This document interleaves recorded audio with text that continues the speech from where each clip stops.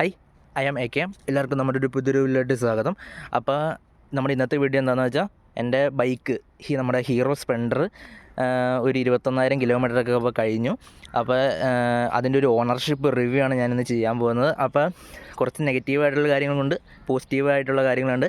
അപ്പോൾ എല്ലാം ഞാൻ ഈ വീഡിയോയിൽ നിന്ന് ഷെയർ ചെയ്യുന്നതാണ്. അപ്പോൾ ഒരിക്കൽ കൂടി ഐ ആം AK എന്ന നമ്മുടെ യൂട്യൂബ് ചാനലിലായിട്ട് എല്ലാവർക്കും സ്വാഗതം.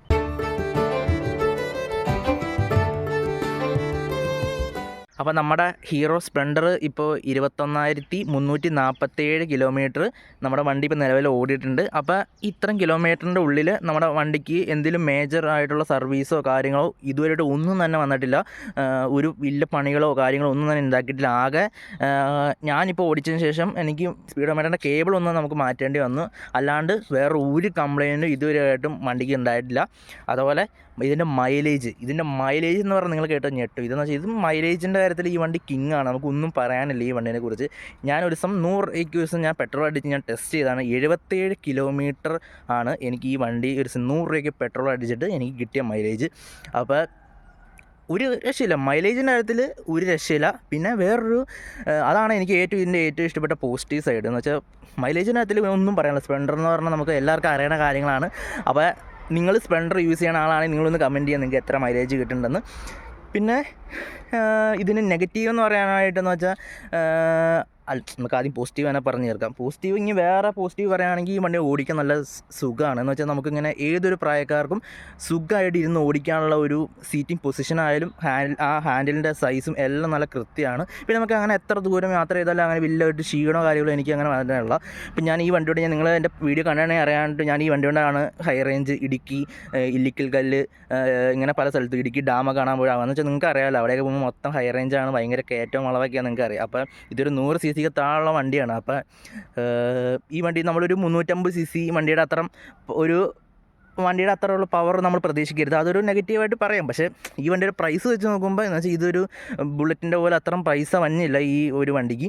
അപ്പോൾ നമ്മൾ അതായിട്ട് കമ്പയർ ചെയ്യുമ്പോൾ നമ്മൾ നല്ല അങ്ങോട്ടൊക്കെ പോകുമ്പോൾ നല്ല പവറുള്ള വണ്ടി വേണം. പക്ഷേ ഞാൻ ഈ വണ്ടി കൊണ്ട് പോകാനുള്ള മെയിൻ കാരണം വെച്ചാൽ ഇതിൻ്റെ മൈലേജാണ്. നമ്മൾ ബാക്കിയുള്ള വണ്ടികൾ ഇപ്പോൾ ഹിമാലയൻ, ക്ലാസിക് ഇങ്ങനെയുള്ള വണ്ടിക്കാരൊക്കെ ഇവരൊക്കെ ഹൈ റേഞ്ച് പോകുമ്പോൾ മൈലേജ് ഇല്ലാണ്ട് പെട്രോൾ അടിച്ച് എല്ലാ ഇടപാടൊക്കെ തീരുമ്പോൾ നമ്മൾ പെട്രോളൊക്കെ ഇപ്പം ഞാൻ പറയുകയാണെങ്കിൽ ഇപ്പോൾ ഒരു മെയിനായിട്ടൊരു ഹൈലൈറ്റ് ഞാൻ പറഞ്ഞല്ലോ, അന്ന് ഏറ്റവും അട്രാക്ഷൻ എന്ന് വെച്ചാൽ ഇതിൻ്റെ മൈലേജാണ്. ഞാൻ അന്ന് ഇടുക്കി ഹൈ റേഞ്ചൊക്കെ പോയപ്പോൾ ഞാൻ ഒരു 2 ആഴ്ച മുമ്പാണ് ഞാൻ ഫുൾ ടാങ്ക് ഈ വണ്ടി പെട്രോൾ അടിച്ചതെന്ന് വെച്ചാൽ ഞാൻ കോളേജിൽ പോകുന്നുണ്ട്. കോളേജ് എൻ്റെ വീട്ടിൽ നിന്ന് ഒരു 6-8 കിലോമീറ്റർ ഉണ്ട്.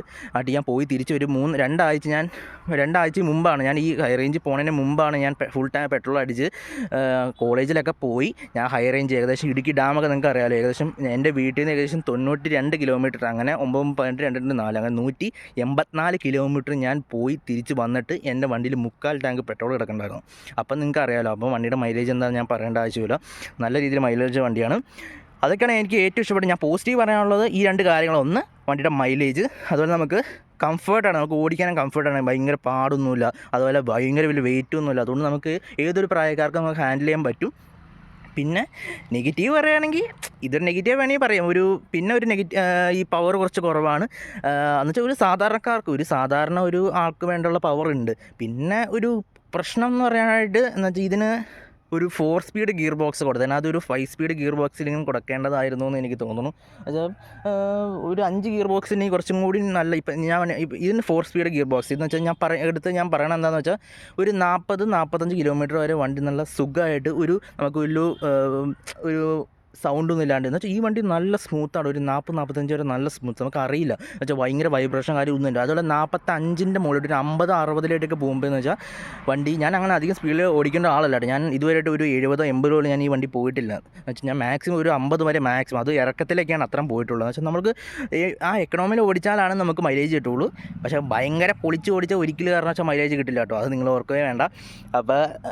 അപ്പോൾ ഒരു ഗിയറും കൂടി ഉണ്ടെങ്കിൽ, ഒരു 5 ഗിയർ ഉണ്ടെങ്കിൽ നമുക്ക് ഭയങ്കര ഒരു 60 വരെ നമുക്ക് സുഖമായിട്ട് പോകാമായിരുന്നു. പക്ഷേ അതെന്താ എനിക്കറിയാൻ പാടില്ല. ഇനി അടുത്ത ജനറേഷൻ സ്പ്ലെൻഡറിങ് അടുത്ത് വരുമ്പോൾ ഇപ്പോൾ പുതിയൊരു മോഡലൊക്കെ വന്നിട്ടുണ്ടെന്ന് എനിക്ക് തോന്നണം. അപ്പോൾ പക്ഷേ അതിലും കുറേ ഞാൻ നോക്കിയപ്പോഴൊക്കെ 4 സ്പീഡ് ഗിയർ ബോക്സ് തന്നെയാണ്. പക്ഷേ അതൊരു 5 സ്പീഡ് കൊടുക്കുകയാണെങ്കിൽ കുറച്ചുകൂടി നല്ലതാണെന്ന് ഞാൻ വിചാരിക്കണം. അപ്പം ഇതാണ് എനിക്ക് മെയിനായിട്ട് പറയാനുള്ളത്. അതാണ് എനിക്ക് നെഗറ്റീവ് പറയാനുള്ളത്. വേറെ അങ്ങനെ ഒന്നും ഇതുവരെയായിട്ട് ഒരു കംപ്ലയിൻറ്റും ഈ വണ്ടിക്ക് ഉണ്ടായിട്ടില്ല. ക്യൂട്ട് ലുക്കും അതിൻ്റെ ഫ്രണ്ടൊക്കെ ആണെങ്കിൽ എനിക്ക് ഭയങ്കര ഇഷ്ടമാണ്. ഇതിൻ്റെ ഫ്രണ്ടൊക്കെ കണ്ടോ. ഇതിൻ്റെ ഫ്രണ്ടൊക്കെ ആണെങ്കിൽ എനിക്ക് ഭയങ്കര ഫേവറേറ്റ് ആയിരുന്നു. നമ്മുടെ ഒരു പഴയ ഒരു നൊസ്റ്റാൾജിക് ഫീലൊക്കെ തന്നെ നമ്മുടെ പഴയ സിനിമയിലൊക്കെ. സ്പ്ലെൻഡർ ഞാൻ ആദ്യമായിട്ട് സ്പ്ലെൻഡർ കാണണമെന്ന് വെച്ചാൽ ഒന്ന് മറ്റേ നമ്മുടെ അനിയത്തി പ്രാവ് സിനിമയിലാണ് നമ്മൾ വണ്ടി ആദ്യമായിട്ട് കാണുന്നത്. അപ്പോൾ പിന്നെ ഇതിൻ്റെ ഫ്രണ്ടൊക്കെ ആയിട്ട് നമുക്ക് ഒരു ചില പല 2 സ്ട്രോക്ക് വണ്ടികളൊക്കെ ആയിട്ട് നമുക്ക് സമയം പറയാം. ഒരു വേണമെങ്കിൽ ഷോഗണായിട്ട് അതുപോലെ RX-Z ഇതൊക്കെ ആയിട്ട് നമുക്ക് സമയം പറയാനുള്ള ഒരു വണ്ടിയാണ്. അതിൻ്റെ ഫ്രണ്ടായിട്ട് ഞാൻ പറഞ്ഞത്, ബാക്ക് സൈഡൊന്നുമല്ല, ഫ്രണ്ട് ആ ഒരു ഹെഡ്ലൈറ്റിൻ്റെ പോർഷനൊക്കെ നമുക്കൊരു പണ്ടത്തെ ഒരു 2 സ്ട്രോക്ക് വണ്ടികളുടെ ഒരു ലുക്ക് പോലെ തോന്നുന്നുണ്ട്. ഇതൊക്കെയാണ് എനിക്ക് മെയിനായിട്ട് ഈ വണ്ടിനെ കുറിച്ച് പറയാനുള്ളത്. അപ്പോൾ ഇത്ര നാളായിട്ട് സർവീസ് 21,347 കിലോമീറ്റർ നമ്മളെ വണ്ടി ആകെ ഓടി. ഇതിൻ്റെ ഇടയ്ക്ക് ഇപ്പോൾ ഈ അടുത്ത് ലാസ്റ്റ് സർവീസ് ചെയ്തപ്പോൾ ഏകദേശം ഒരു 1,500 അടുത്തൊക്കെ സർവീസ് കോസ്റ്റ്, ഒരു 1,400 ഒരു 400 സംതിങ് ഒക്കെ 1,400 സംതിങ് ഒക്കെ സർവീസ് കോസ്റ്റ് വന്നിട്ടുണ്ട്. പക്ഷേ അത് എനിക്ക് കുറച്ച് കൂടുതലാണെന്ന് വെച്ചാൽ ഒരു 100 cc താഴെയുള്ള വണ്ടിക്ക് അത്തരം സർവീസ് കോസ്റ്റ് എനിക്ക് അങ്ങോട്ട് താങ്ങാം. ഞാൻ കമ്പനി തന്നെയാണ് ചെയ്യിപ്പിക്കാൻ നമുക്ക് കുറച്ചും കൂടി ഇപ്പോൾ ഞാനിപ്പോൾ സർവീസ് സെൻ്റർ തന്നെ ചെയ്യുന്നതുകൊണ്ട് എനിക്ക് വണ്ടി എടുക്കുമ്പോൾ കുറച്ചും കൂടി സ്മൂത്തായിട്ട് തോന്നുന്നുണ്ട്. അപ്പോൾ പിന്നെ സർവീസ് കോസ്റ്റ് കുറച്ച് ഈ 100 cc താഴെയുള്ള വണ്ടി ആകുമ്പോൾ ഒരു മാക്സിമം ഒരു 1000 അത്രയൊക്കെ വരാൻ പാടുള്ളൂ. ബാക്കി എനിക്ക് വലിയ കംപ്ലയിൻ്റ് ഒന്നും പറയാനില്ല സർവീസിനെ കുറിച്ച്. സർവീസ് ആയാലും നല്ല സർവീസൊക്കെയാണ്. അങ്ങനെ എനിക്കിപ്പോൾ വലിയ ഒച്ചപ്പാടും ബഹളം ഉണ്ടാക്കേണ്ട ഒരു ആവശ്യം വന്നിട്ടില്ല. അപ്പോൾ ഇത്രേ ഉള്ളൂ നമ്മുടെ വീഡിയോ. അപ്പോൾ ഈ കണ്ടുകൊണ്ടിരിക്കുന്ന ആരെങ്കിലും സ്പ്ലെൻഡർ ഇഷ്ടമുള്ളതാണെങ്കിൽ ഒന്ന് കമൻറ്റ് ചെയ്യുക. നിങ്ങൾക്ക് എന്തെങ്കിലും സ്പ്ലെൻഡറിനെ കുറിച്ച് എന്തെങ്കിലും അറിയണമെങ്കിൽ എന്നോട് ചോദിക്കുന്നത് വെച്ചാൽ ഞാൻ ഇത്രയും കിലോമീറ്റർ ഈ വണ്ടിയിലാണ് ഞാൻ എപ്പോഴും യാത്ര ചെയ്യണത്.